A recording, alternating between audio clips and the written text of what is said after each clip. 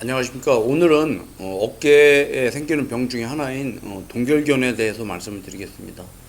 대부분 이제 동결견으로 오시는 분들은 팔이 이제 뭐 움직이기가 좀 힘들고 아프다고 해서 오는데, 대부분 이제 오십견이라는 진단을 받고 오거든요. 근데 대부분 이제 오십견을 받는 분들을 보면은 치료도 잘 안 되고, 이게 뭐 이제 이게 막 몇 달, 뭐 6개월 이렇게 되면은 안에 이제 상태도 나빠지기 때문에 꽤 심한 상태에서 오는 분들이 꽤 있거든요.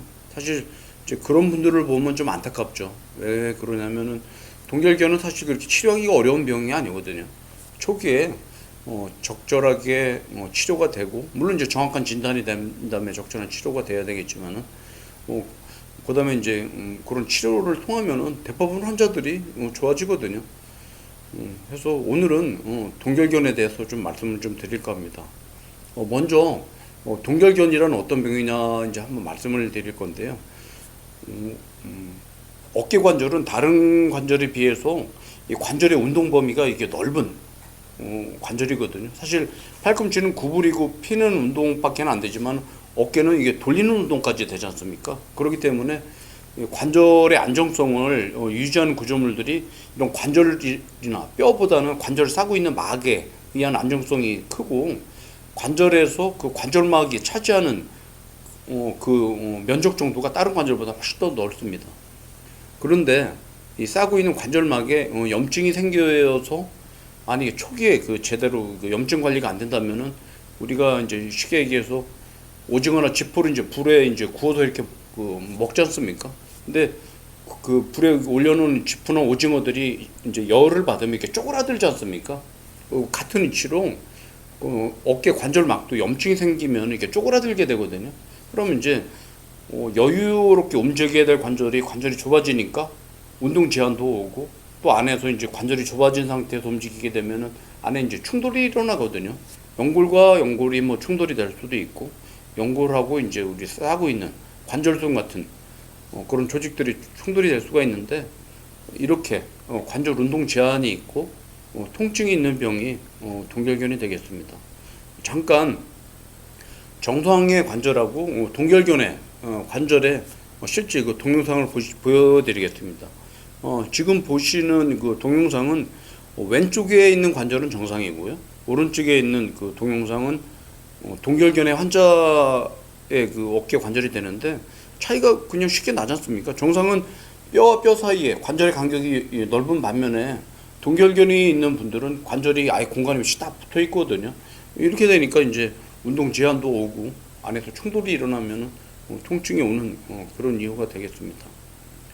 사실 동결견의 그 증상은 이게 몇 가지만 알면은 환자분들도 그 스스로 진단 내리는 게 그렇게 어렵지가 않습니다. 대부분 이제 어깨에 흔하게 생길 수 있는 병 중에 하나가 이제 충돌 증후군이잖아요. 충돌 증후군이 이제 심해지면은 이제 회전근개 파열로도 진행이 되는데, 충돌 증후군의 통증은 대부분 국한됩니다. 앞쪽이 아프든 뭐 옆쪽이 아프든 뒤쪽이 아프든 그 문제가 되는 부위에 통증이 있다면은, 이 동결견은 팔을 그 조금만 움직여도 어깨가 아픈데 두루두루 다 아픕니다. 뭐 앞에도 아프고 옆에도 아프고 뒤에도 아픈데, 물론 이제 특정한 각도가 되면 더 아픈 부위가 있긴 한데, 일단은 통증이 어깨 관절 전체에 있다는 것이고요. 또 하나는 다른 병 같은 경우에는 설령 심줄이 끊어져도 팔을 움직이는 데는 각도 제한은 없는데, 동결견 같은 경우에는 운동 제한이 심합니다. 그건 제가 좀 이따 한번 사진을 보면서 설명을 해 드릴게요. 그렇게 되니까 일상생활에 그 작은 움직임에도 불편하고 통증이 오게 되는데, 뭐 이제 뭐 잘 때 옆으로 조금만 돌아 누워도 아프다든지, 아니면 옷을 벗고 있기가 힘들다든지, 그렇게 일상생활에서 아주 그 불편한 통증을 야기하는 병이 그 동결견이 되겠고요. 잠깐 동결견의 그 환자분 사진을 한번 보여드릴 텐데, 지금 이 환자분 같은 경우에는 왼쪽 어깨에 동결견이 오신 분이거든요. 이렇게 사진에도 쭉 보시면은 팔이 이렇게 앞으로 드는 것도 힘들고, 옆으로 돌리는 것도 힘들고, 이렇게 뒤로 이제 돌리는 것도 힘든데, 이렇게 되면은 이제 뭐 일상생활 할 때 제한이 꽤 많죠. 그래서 만약에 이제 이 영상을 보시는 분들 중에 내가 어깨가 아픈데 팔이 위로도 다 잘 안 올라가고 옆으로도 안 되고 뭐 이제 팔을 이게 돌리기도 힘들고 뒤로도 잘 안 들어간다. 이제 어떤 경우냐면은 이제 여자분들 같은 경우에는 이제 속옷을 입고 벗기가 좀 힘들다든지 브래지어 같은 것도 마찬가지고요. 남자분들 같은 경우에는 뭐 이제 화장실 가서 이제 뭐 볼일 보고 뒤처리도 좀 해야 되는데 뒤처리 할 때 좀 아프다. 뭐 그런 경우가 있다면은 동결견을 의심을 해볼 수가 있을 것 같습니다. 경험이 있는 만약에 어깨 전문이라면은 사실 동결견을 진단 내리는 것은 그렇게 어렵지는 않습니다. 근데 좀 안타까운 거는 저한테 오는 많은 분들 중에 동결견을 진단을 못 내리고 뭔지 대부분 뭐 오십견이니 뭐니 이제 그런 이제 뭐 진단을 받는데 사실 오십견은 진단명이 될 수가 없어요. 우리가 머리가 아프면 두통이라고 그러는데 사실 여러분들 두통이 진단명입니까? 두통이 진단명이 아니듯이 오십견도 사실 진단명은 아니에요. 그 이유는 일본 말에 그 고주 가다라는 말이 있는데 고주라는 것은 50을 얘기하고 가다라는 걸 어깨를 얘기하는데 고주 가다가 이제 우리나라로 이제 번역이 되면서 오십견이라고 하는데 중년에 생기는 모든 어깨병은 다 오십견입니다. 그 얘기 뭐냐면은 모든 그 어깨병을 포함하는 게 오십견이니까 사실 동결견하고 오십견은 다른 병이 다르다고 이해를 하는 게 옳겠죠. 그래서 경험이 많은 의사라면은 진단 내리는 건 어렵진 않은데 이제 좀 오래되거나 뭐 이제 좀 정확하게 진단을 해야 되는 경우에는 저희 병원 같은 경우에는 MRA 검사를 합니다. MRI하고 MRA는 좀 차이점이 있는데 MRI는 그냥 그 MRI 통 속에 들어가서 촬영을 한다면은 MRA는 직접 어깨 안에다가 조영제를 넣고 이제 그 MR 촬영을 하니까 관절 안에 공간이 어느 정도가 있나, 얼마나 좁아져 있는가를 알 수가 있지 않습니까?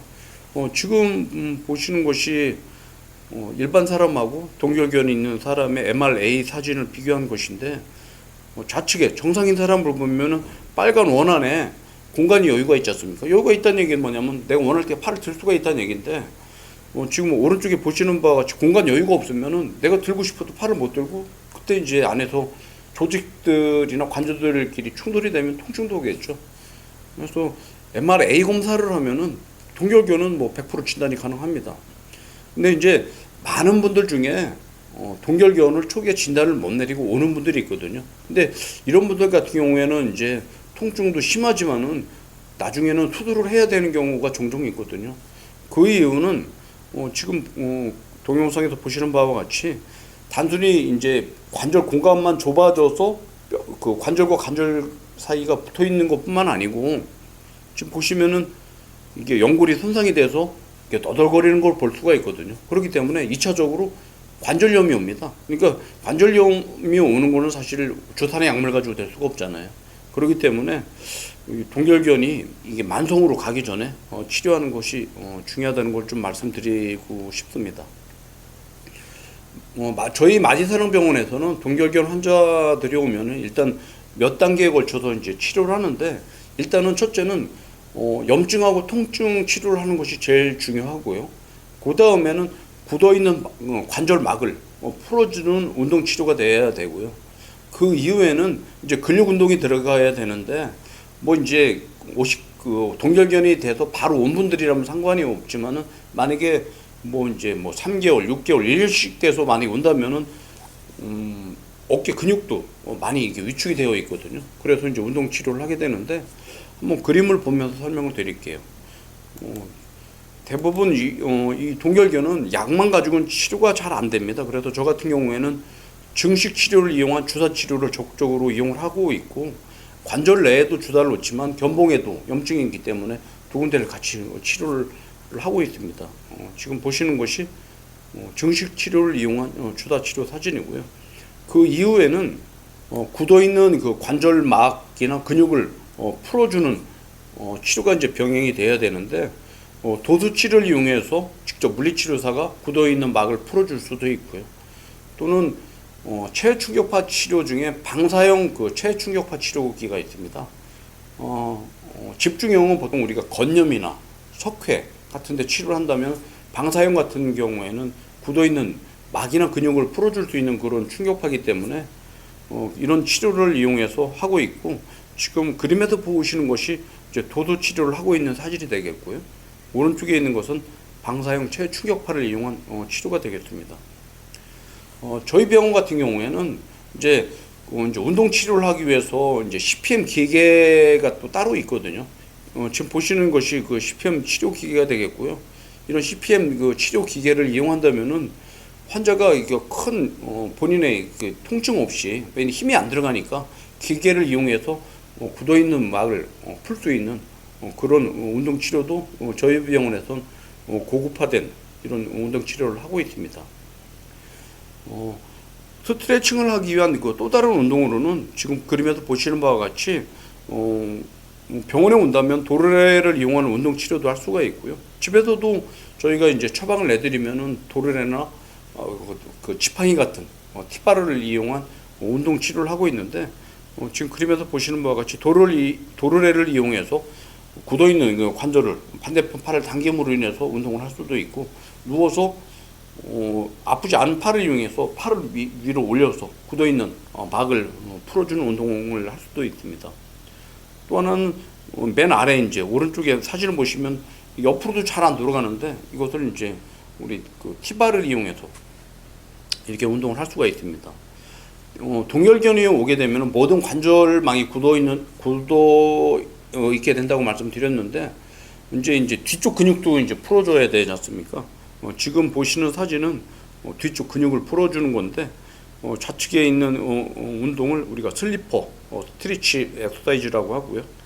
그다음에 오른쪽에 있는 것은 뒤에 관절막을 풀어줄 수 있는 스트레칭 엑서사이즈가 되겠습니다.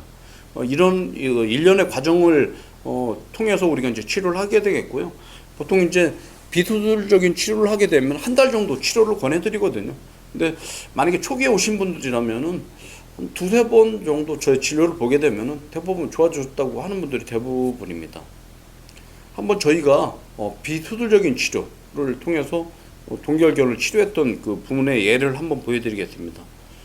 지금 이분은 이제 여자분이고요. 오른쪽 어깨에 동결견이 있던 분인데 위에 사진들은 치료하기 전에 팔이 이렇게 굳어 있는 것을 보고 계시다면은 아래쪽은 치료가 다 돼서 내가 일상생활하는데 큰 문제가 없을 정도로 관절 운동 범위가 늘어난 사진을 찍어놓은 걸 보이고 계십니다.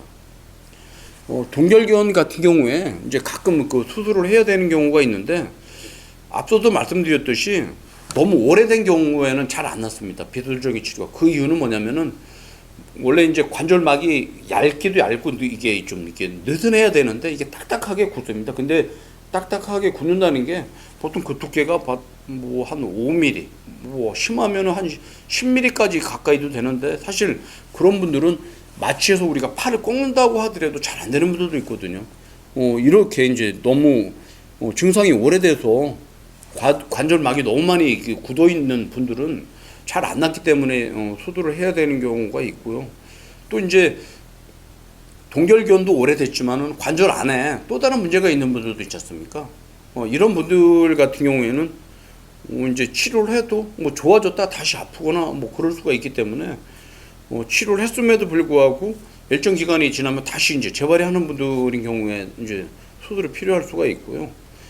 앞서 말씀드렸듯이 동결견도 있지만 다른 문제도 있는 경우에 이런 경우에는 한번 고민을 해봐야죠. 왜냐하면 동결견이 심하지 않다고 하더라도 다른 문제가 있다면 수술은 고려할 수는 있겠죠. 그거 이외에도 이제 어깨에 이제 외상이 있을 때, 외상이라면 우리가 이제 인대 손상이 있든지 골절이 있는 경우에 수술을 할 수도 있고 안 할 수도 있는데 이런 경우에 동결견이 쉽게 오고요. 그거 이외에도 여자분들 같은 경우에 이제 유방암 같은 수술을 하는 분들 중에서도 후유증으로 동결견이 오는 분들이 꽤 있거든요. 이렇게 수술 후에 생기는 동결견인 경우에도 잘 낫지가 않더라고요. 그래서 이런 분들인 경우에는 수술을 해야 되는 경우가 있습니다.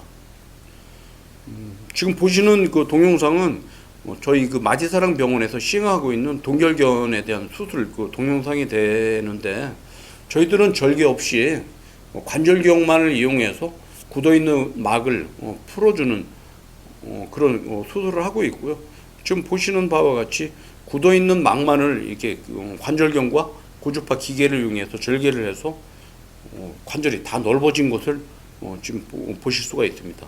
이렇게 이제 관절경을 이용해서 수술을 하게 되면은 이제 훨씬 더 회복이 빠르죠. 통증이 심한 분들 같은 경우에는 통증도 빨리 가라앉고 관절 각도 회복하는 것도 대부분들이 놀라죠. 이렇게 빨리 좋아질 줄 몰랐다는 분들이 많거든요. 이렇게 그 치료를 하고 있습니다. 수술을 한 그 치료 예를 한번 좀 보여드릴 텐데요. 지금 이분은 수술하기 전에 사진은 지금 그 팔에 그 운동 제한이 심했지 않습니까? 보시는 바와 같이. 근데 밑에 있는 사진은 수술 후에 관절 각도가 다 회복이 된 그런 사진을 보고 계십니다. 사실 동결견은 초기에만 진단이 제대로 되고 적절한 치료가 된다면 쉽게 나을 수 있는 병이고 수술을 안 해도 되는 병입니다. 근데 이제 간혹가다 너무 이제 병이 진단이 잘 안 되고 치료가 안 됐던 분들인 경우에 뭐 이제 막 6개월씩 막 1년씩 된 분들은 가끔 이제 수술하는 경우가 있는데 앞서 말씀드렸듯이 팔이 이게 잘 움직여지지가 않는데 이제 굳어 있는 거죠. 쉽게 얘기하면 굳어 있으면 아프다. 어느 한 부위만 아픈 게 아니고 어깨가 전체적으로 이게 돌아가면서 다 아프다. 그러면서 이제 조금만 일상생활할 때 무리가 할 때 아프다. 그런 경우에는 동결견을 꼭 의심을 해 보셔야 될 것 같습니다. 오늘은 저희 병원에서 치료하고 있는 동결견에 대해서 말씀드렸습니다. 감사합니다.